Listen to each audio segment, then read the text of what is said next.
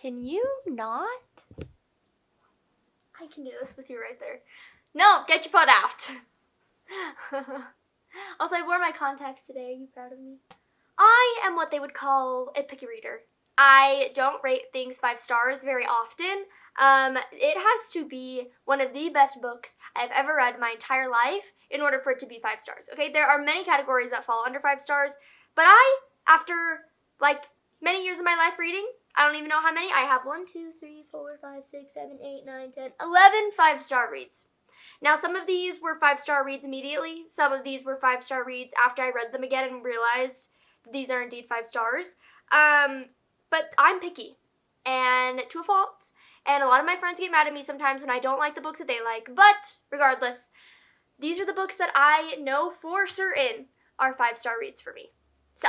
I'm walking slowly, I'm taking my time. All I like talking is starting to rhyme. I just can't get enough of this beautiful life. Forgive me all you can of this beautiful life. Hi friends, welcome back to my YouTube channel. Today we are going to be going over every single one of my 5-star reads, which genuinely speaking is not that many considering I have read probably over 300 books in my lifetime, or at least like YA, fantasy, and adult fantasy and romance books, etc. Now I have to say, before we jump into this, I have to explain how I rank my books, okay? Because I have plenty of books that are like 4, 4.5 stars, even maybe 4.75 stars, okay? But for me, in order for it to be ranked 5 stars, 1, I couldn't have gotten bored at some point, okay? I have to enjoy all the parts of the book, love every minute of it. 2, it has to be something that I remember. I have to remember what happens in the book. So sometimes I will rank a book 5 stars, and then I give it like a month, and I'm like, I remember nothing from that book, therefore it's no longer 5 stars. Usually this comes when I have books that like there's certain scenes or things that I just think about every single day, all the time. That's a huge tall sign that it is a 5-star read, okay? And it has to draw out emotion of some sort, whether that's anger or sadness or happiness, whatever it is, it has to make me feel something. And if I am not attached enough to the characters to feel whatever the characters are feeling, it is not a 5-star read for me. It can be all the pretty worlds in the world, but it's not going to be a 5-star read. So, I have 11 that I could think of. There are some that I was going through my Goodreads or on my TBR bookshelf and seeing that I did rank them 5 stars. But after I saw them, I said, I went back to I don't remember what those were, so therefore they are not 5 stars anymore. So these are my genuine 5-star reads.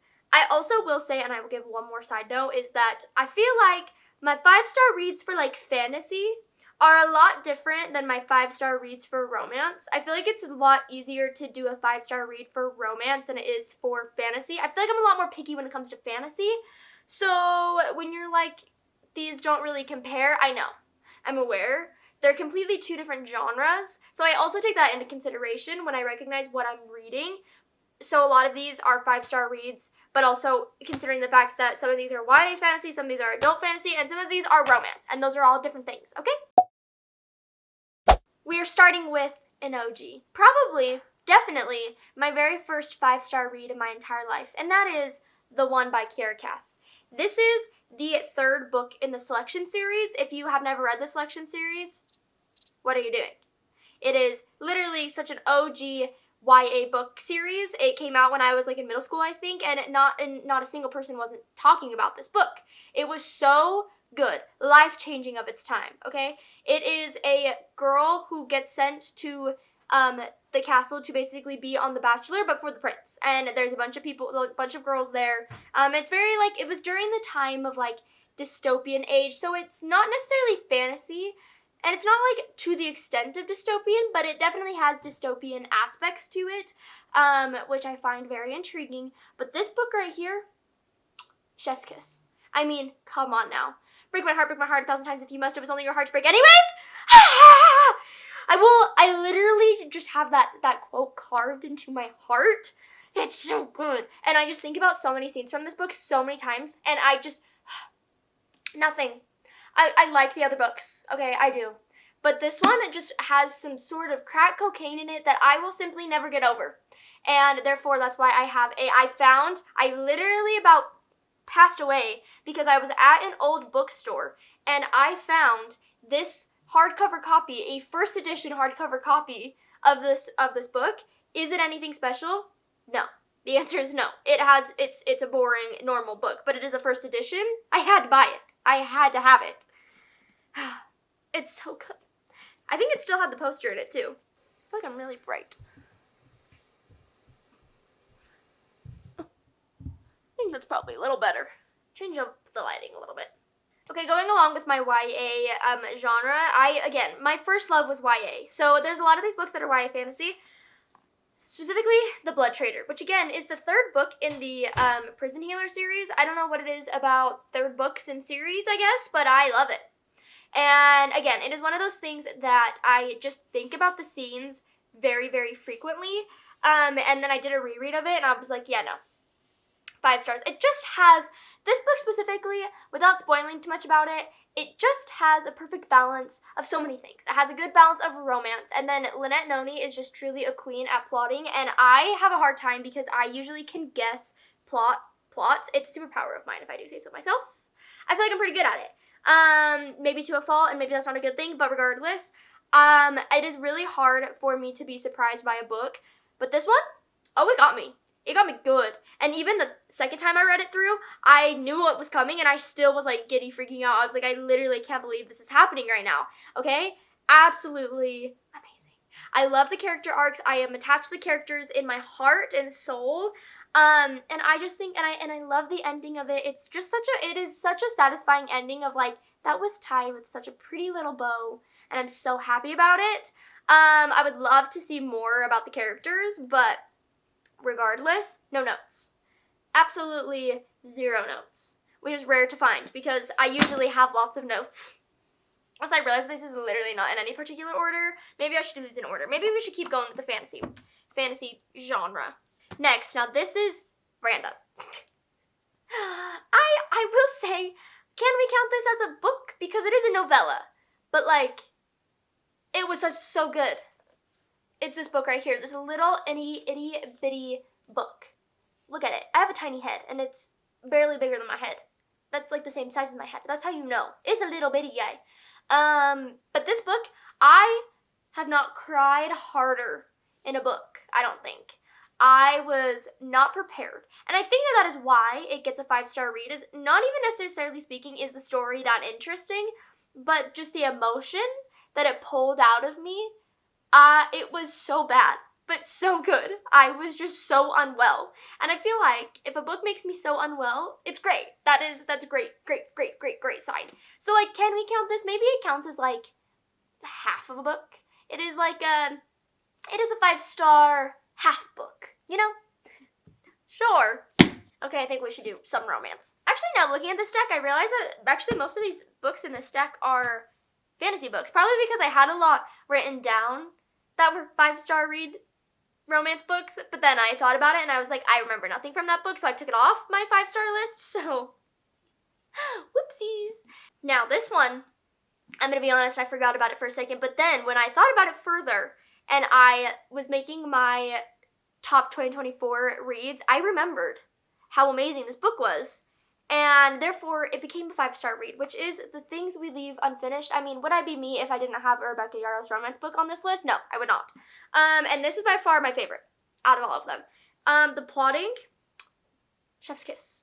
Again, if I don't see an ending coming, that's how I know. Okay, I will say I listened to this on audio, so I feel like that was why it wasn't a 5-star read originally, because I do have a hard time giving audiobooks a 5-star because I didn't actually read them. And I feel like the experience on audio, though I do count them as reading a book, they're a little different, you know? But this ending, gasped. I don't even remember where I was when I read it, but it was insane, okay? I did not see it coming at all. At all. I just, the thought of even thinking about it just gives me, chills. So good. I have now that I have read a lot of her books as well, this is definitely by far her best plotted book, next to Variation. Variation was also probably one of her best plotted romance books, but this one just takes the cake, okay? And that is what I appreciate the most. If a book has good plotting that I'm surprised by at the end, and I feel like that was just so satisfying, you're probably going to get a good 5-star out of me, or at least a 4-star. You are definitely getting yourself a 4-star at least. But the thing that puts this one over the top is I also love the romance. I think the dynamic of the romance was also very, very good. It's basically about this girl who has the rights, I believe, to... Oh, no, she doesn't have the rights. I can't remember what the exact detail was, but her name is Georgia, and basically this guy is asked to finish a book that her great... Sorry, Excuse me? I'm filling up the water. 5 hours later. Okay, I love you. I did too. This book follows Georgia and Noah. So Georgia basically has given up everything. She just barely is going through a divorce, and she goes and lives at her great-grandmother's estate. And basically this guy named Noah, who is a writer, gets sent to finish a book of her great-grandmother Scarlett's that she never finished. And the reason why, I don't think that you know this, so maybe I shouldn't say that. Oh no, that was right. It's based on her real-life romance with a World War II pilot. So you learn very early on that basically the reason why Scarlett never finished this book is because it is about her own life. And they start taking the manuscript that Scarlett did have and the letters, and they start to piece together all of these different things. And while they're doing that, they're also falling in love, and like the romance is so just... And it's like Grumpy Sunshine, but she's the grumpy person, and she's very, very snarky, and it's just so good. I need to do a reread of this now that I think. Hello? Holy crap. Okay, so here's the tea is that my camera died, and now I can't get the batteries to freaking charge. So now we're on the big fancy camera. I know, very bougie. But moral of the story, this was great. Wow, now this is going to look so different in the other video. It's fine, whatever, I don't care. Continuing on with romance, and this is shocking because these two are from the same exact series, okay? We have Heartless and we have Reckless. I love both. I love both of them. I love Willa and Cade. Okay, I love Theo and Winter. I have a weak spot for kids. Okay, I have a very big weak spot for books that have kids in it. Oh, I think my mic is way too loud. Hold on. We're struggling. Anyways, there we go. I love romance books that have kids in them. Most of the time I know that I will like them. I don't know what it is. I don't know what it is about kids in books that I just love so much, but I really do love them. I love Willa and Cade's story because I love his personality mixed with her just outrageous and just crazy personality. It reminds me a lot of myself because I feel like I'm a little psycho sometimes. And I think it's just so cute and flirty, but I also love that it has a good balance of things that actually happen in the book. And then Luke is just so cute. I'm obsessed with him. I could just eat him up. I'm obsessed. He's so freaking cute. I love it. I think it's literally, I love this romance book because I think it is just a perfect, like, structured, like, romance book just when you look at it, and I love their characters so much, and I love Luke in it.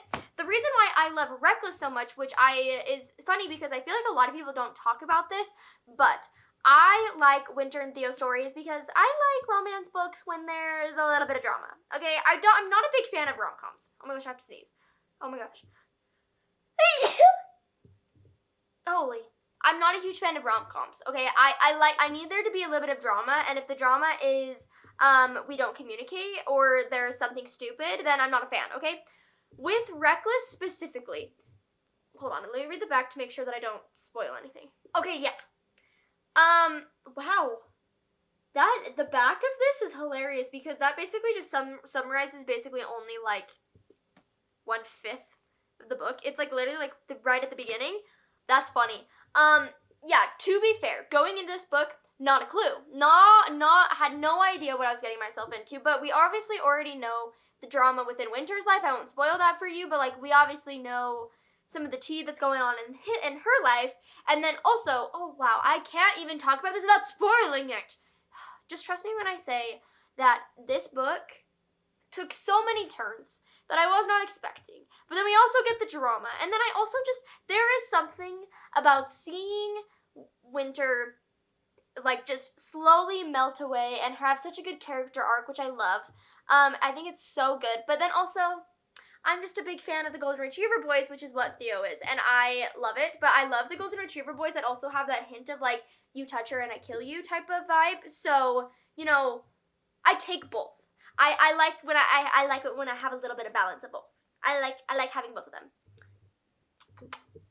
Okay, and then shockingly enough, the rest of these are fantasy. The last YA fantasy book that I have is The Ballad of Never After, which is, again, really random. So this is the second book in the Once Upon a Broken Heart series. I didn't like the Caraval series. Literally DNF'd Legendary, and if you don't know what I'm talking about, the Caraval series is connected to the Once Upon a Broken Heart. It's just, like, the same world, essentially. It's, like, kind of connected. It's not really that important. I think you can read this book without reading the Caraval series. Anyways, I, for some reason, think that there is crack in this book. And if there was a book that I feel like had a perfect structure when it comes to YA fantasy, it would be this. And again, the ending just caught me off guard so hard. If you don't know what the Once Upon a Broken Heart series is, it's basically about this girl, Evangeline, who gets brought to the the mystical north? Magnificent North? Well, now I'm not going to know because this doesn't tell you about it, but because that's the first book. But it essentially follows Evangeline and her interactions with Jax, who is one of the Fates, who basically has the power that if he kisses anyone, he unalives them. So it's very thrilling. The tension is so good. And again, it always has a lot going on, but I have, again, a weak spot, but for, like, damsels in distress. And I love when the guy who's, like, grumpy and he's like, I don't care about you, and then all of a sudden is like, but I'm going to save you in this moment and I'm going to care deeply about you, but I'm going to then go back to not pretending about you. Like, toxicity at its finest, and I love it. I love every minute of it. And again, the ending, I just think about it every single day. I don't think anything will be as good. Now, we're not going to talk about A Curse for True Love because it makes me so mad, but that book, no notes. No notes. I feel like I can't get through a 5-star book read without mentioning this, which is Fourth Wing. I know a lot of people don't particularly like her style of writing or would consider this a very good book but don't consider it a 5-star read. For me specifically, this is my bread and butter right here. The style of writing, the character, like, relationships, everything, character arcs, everything about this, I love. I love that there's Easter eggs that you can look at and try and figure out theories of, and the more I read it, the more I love it, which I feel like is also a huge tall sign for me when it comes to 5-star reads, is if I can read it over and over again and love it every single time, that's how you know. Because there have been multiple books where I reread it and I'm like, oh, like, that wasn't as good. But if it gets better the more I read it, yes. Again, no notes. I just love her style of writing in general, and I love the Violet character, and I love her as a narrator. I know a lot of people find her annoying. I find her refreshing. And I just think this is such an interesting take on a world in general, and I'm just so excited. Onyx Storm. When this book comes out, I will literally be sitting in my home reading Onyx Storm, videoing it for you. Don't you worry, I will do a reading vlog for Onyx Storm. I swear on my life. Holy crap.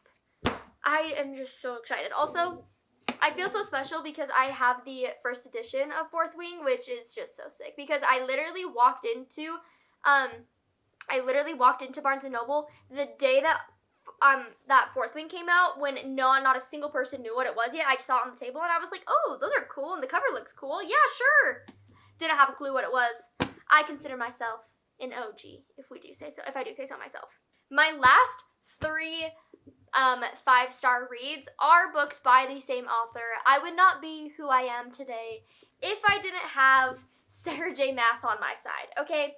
But the reason why I'm waiting is because I feel like this is going to maybe ruffle some feathers. Not that I'm trying to ruffle feathers, but, like, maybe I am. Anyways, I am a huge Sarah J. Maas fan, but a lot of her books to me are, like, 4 or 4.5 stars.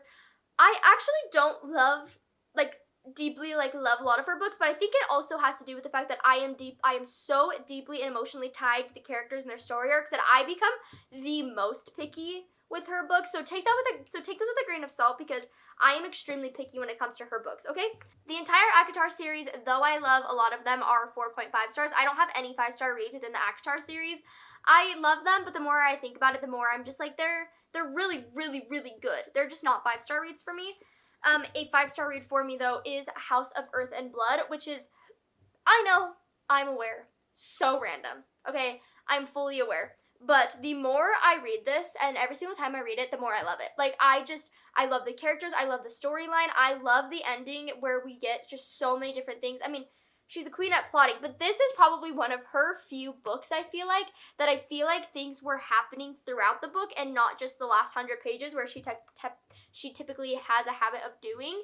I also, though by the end of the series, Bryce and Hunt and stuff don't end up being really my favorite characters, I love them in this book, and I love the buildup of their relationship. I love Bryce's storyline. I know a lot of people don't like the Crescent City world because it's more of like urban fantasy because they live basically in like a today world of like what I would assume like New York or Chicago. Like they live in like a big city, and they have technology and skyscrapers and bars and, you know, it's not like that fantasy feel, but I love it.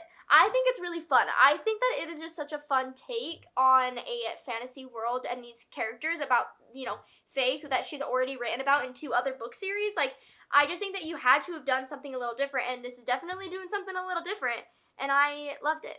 And truly, like I've said in a couple other books, but just overall, this structurally is perfect to me. Like, it is, structurally speaking, one of the best adult fantasy books I have read. Just the flow of everything, how everything works, the different twists and turns throughout the book, when you flip things on their heads, and can you tell I like it? I'm ranting. Okay, I need to stop. Anyways, but Crescent City to me, though I didn't love the second book and I have some tips for the third book, this one is definitely golden to me. And the last 2 books is Heir of Fire. Oh my gosh. Heir of Fire and Empire of Storms. Heir of Fire actually wasn't a 5-star read for me the very first time I read it because I wasn't into the witches chapters. I didn't really like the Manon chapters, okay? But then I did a reread. And upon rereading it, I realized how much I truly love this book because I think it is one of the only books that we really get to see a full character arc moment from Aelin and Rowan, and I love the character arc story that is involved in this book right here. I think it is perfect. I love the training arcs of books. I love when the training trope. I think that's really fun, and the more that I got to understand the witches and the more that I've fallen in love with the book series, the more I really, really enjoyed the chapters in these books. I think that this book was just so good, and I love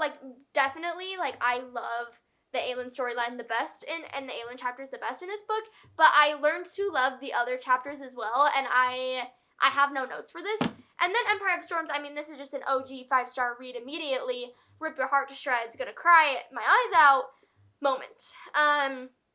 There are also just so many scenes that come to mind that I just love about this book, and I think this is the first book that you start to see all of the different pieces and things that you've been hinted at for so long finally coming together, and it's like, holy crap, like, the planning and everything, I just can't handle it. I can't handle it. It's so good. So good. We also start to get the cadre in this book, and I love the cadre, and so I was very happy to have them in this book.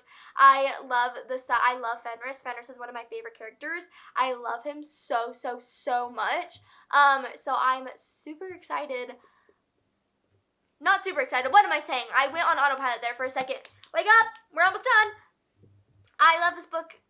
Throne of Glass in general is my favorite book series of all time. So I mean, like, relatively speaking, the book series itself is 5 stars. Okay, 5-star book series for me. I should do a video of that. 5-star book series to me, because I feel like there are a lot of books that may not be 5 stars, but collectively together, the series is 5 stars. You know what I mean? And Throne of Glass to me is 5 stars. There is not a single book that I've ever read that has made me feel the things that Throne of Glass makes me feel. If I were to get a tattoo at all, it would be to whatever end on my arm right here, and then my husband's initials, and then as I get kids, I will add their initials on my hand.